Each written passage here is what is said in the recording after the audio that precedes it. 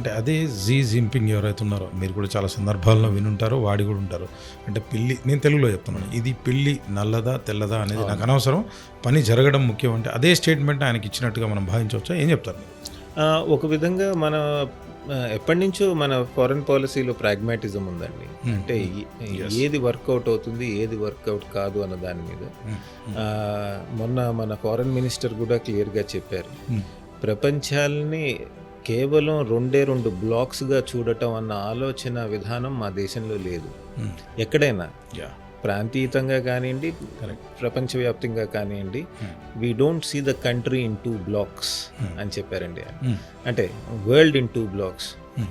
అలా విభజించి ప్రతిదానికి కేవలం 2 కోణాలు ఉన్నాయి అనే ఆలోచన విధానం మా భారతీయులకు ఉండదు అని చెప్పారు.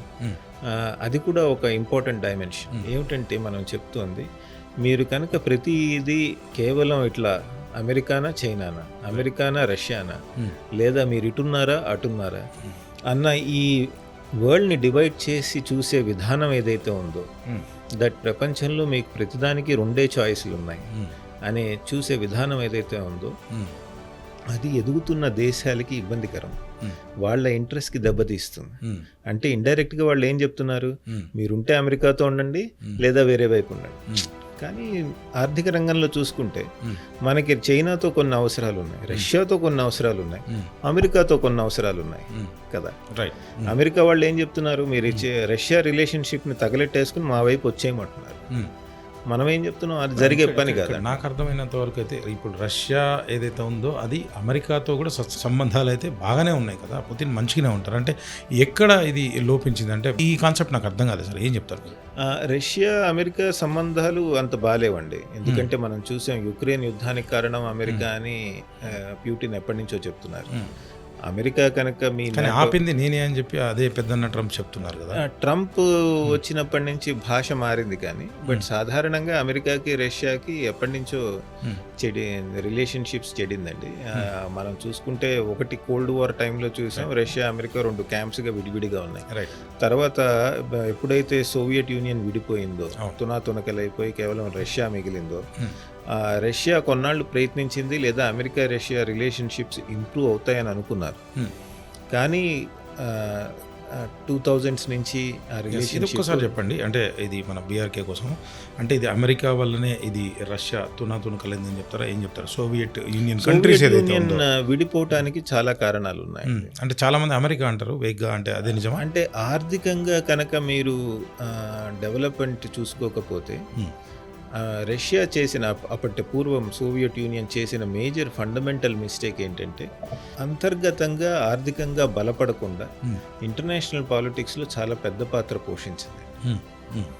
సో ఎప్పుడైతే అంతర్గతంగా మీరు ఆర్థిక వ్యవస్థ తునాతునకలై చాలా బ్యాడ్ స్టేట్లో ఉందో, దాని నుంచి తోరుకోలేకపోయి తర్వాత వివిధ శక్తులు పని చేసుండొచ్చు, చేసుండకపోవచ్చు, బట్ కోర్ వీక్నెస్ ఏంటంటే ఆర్థికంగా అంతర్గతంగా మీరు బలంగా లేనప్పుడు, ఇంటర్నల్ ఎకానమీ స్ట్రాంగ్గా లేనప్పుడు దేశాలు విడిపోవటానికి అవకాశం ఎక్కువ ఉంటుంది. అప్పుడు ఒక చోట ఒక పెట్రోల్ ట్యాంక్ పెట్టి ఉంచితే కనుక ఎవడో ఒకడు వచ్చి అగ్గిపుల్లేసాడు. సార్ ఒక్కసారి మళ్ళీ ఇండియాకి వద్దాం సార్. ఈ ట్రేడ్ వార్ గురించి మాట్లాడే ముందు, అంటే ఇప్పుడు మన దేశానికి సంబంధించి మీరు చెప్తున్న సందర్భాన్ని బట్టి మేక్ ఇన్ ఇండియా కావచ్చు, మేడ్ ఇన్ ఇండియా కావచ్చు, ఈ 2 ఉన్నాయి. 2 కొంచెం వేరు. మేడ్ ఇన్ ఇండియా అంటే ఇక్కడ చేయడం, మేక్ ఇన్ ఇండియా అంటే అది కూడా సేమ్ ఆల్మోస్ట్. కాకపోతే మన కోసం మనం చేసుకొని మన దగ్గర మరి ఎక్స్పోర్ట్స్ చేయకుండా, నాకు అర్థం కాలే ఈ కాన్సెప్ట్ ఒక్కొక్కసారి. అంటే ఇది బాగానే ఉందా ఈ కాన్సెప్ట్? మోదీ గారు ఏదైతే ప్రవేశపెట్టారో ఇది బాగానే నడుస్తుందా? అంటే ప్రపంచ దేశాలతో సంబంధాలు ఎక్కువ లేకుండా మనం చైనా నుంచో అమెరికా నుంచో ఇంపోర్ట్స్ చేసుకోకుండా బతకగలమంటారు? ఏం చెప్తారు సంజయ్ గారు? ఈ ఆలోచన విధానం ఏంటంటే, మన దేశంలో వీలైనంత వరకు ఉత్పత్తి చేయాలి అన్నది కేవలం భారత్లో లేదండి. ఇప్పుడు మనం అమెరికాలో చూసినట్టయితే అమెరికా ఫస్ట్, అలానే చైనాలో తీసుకుంటే కనుక make in China, made in China అని 2025 అని ఏవో చాలా ప్రణాళికలు ఉన్నాయి వాళ్ళకి. మేడ్ ఇన్ చైనా ఎక్స్పోర్ట్ కోసం, మేక్ ఇన్ ఇప్పుడు మేక్ ఇన్ ఇండియా మన వాళ్ళు ఏం చెప్తోంది ఏంటంటే, మనం కొద్దిగా సోషలిస్ట్ సిద్ధాంతాలు లేదా ఆర్థిక వ్యవస్థ అది ఇంప్లిమెంట్ చేసినప్పుడు మేడ్ ఇన్ ఇండియా అంటే కేవలం ఇండియన్సే తయారు చేసిన వస్తువులు కొనుక్కోవాలి అని ట్రై చేశాము. అది వర్కౌట్ కాలేదు పూర్తిగా. ఇప్పుడు ఏం చెప్తున్నామంటే మేక్ ఇన్ ఇండియా అంటే ఏమిటంటే వివిధ అంతర్జాతీయ సంస్థలు ఉండొచ్చు, అవి ఉండొచ్చు, అవి వీలైనంత వరకు మీరు భారత్లో మ్యానుఫ్యాక్చర్ చేసే ప్రయత్నం చేయండి. మీరు ఇండియన్ కంపెనీనా ఫారెన్ కంపెనీనా అన్నది వేరే విషయం. రైట్. సో మీరు as long as your manufacturing in India, production కనుక భారత్లో చేస్తే మీకు భారత్ మార్కెట్ని యాక్సెస్ చేసే అవకాశం చాలా ఉంటుంది అని చెప్తున్నాం. సో మనకు కూడా ఈరోజు తెలిసింది ఏంటంటే ప్రతిదీ మనం మన దేశంలో చేయలేము, కానీ వీలైనంత వరకు చేస్తే మంచిది. ఇప్పుడు మొబైల్ ఫోన్స్ తీసుకోండి, జస్ట్ ఫ్యూ ఇయర్స్ ఎగో మనం 70% ఆఫ్ మొబైల్ ఫోన్స్ ఇంపోర్ట్ అయ్యేవాళ్ళు చైనా. ఈరోజు అది చాలా తగ్గిపోయింది, బాగా తగ్గిపోయింది. ఇక్కడ మ్యానుఫ్యాక్చరింగ్ చేస్తున్నాం. ఎందుకని? Bharat government, Indian government encourage చేసింది.